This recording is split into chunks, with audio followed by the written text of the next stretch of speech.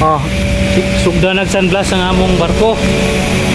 Tumani kita og sunblast, gamitan og sun nga nayangin para paspas ang trabaho. Kusog yung pressure, mga tangtang ang mga kalawang. Wala na mahabilin, bare steel. So, nakita ninyo. Kauman, piturahan na siya balik. Ready na po painting. Tibuok na, palibot sa barko hasta ilaw. Ato dito sa lubot. Padung dito forward. Ato tas pika side. Let's go. Tagan pagrepironon sa barko. Mga rubber sa hats. Iyon na siya. O yan yung sinabi ko kanina na sun blasting. Gamitan nila ng sand na may air, top pressure. Yan yung mapatanggal sa mga kalawang. So nakita ninyo bare steel na. O. Yan. Para mabilis yan yung gamitin. O nakita ninyo o. Tanggal yung mga kalawang. Yan. Yan na yung itura o. Kita ninyo yan, kalawang yan. Ngayon bare steel na. Kaya mabilis. Gamitan nila ng shore crane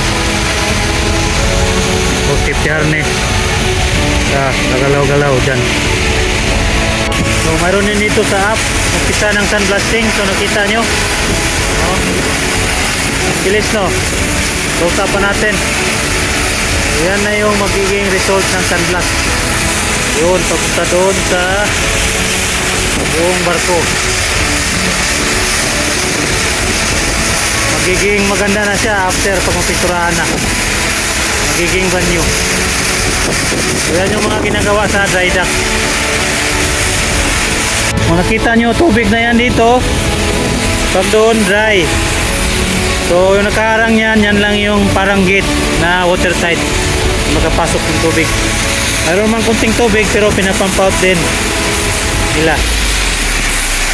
Yan na yung magiging tura pagka dry dock.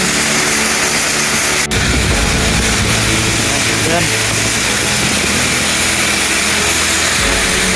So ito yung ginagamit nilang air compressor. Marami. Kaya malakas yung pressure para pag tulak ng sun. Yan siya.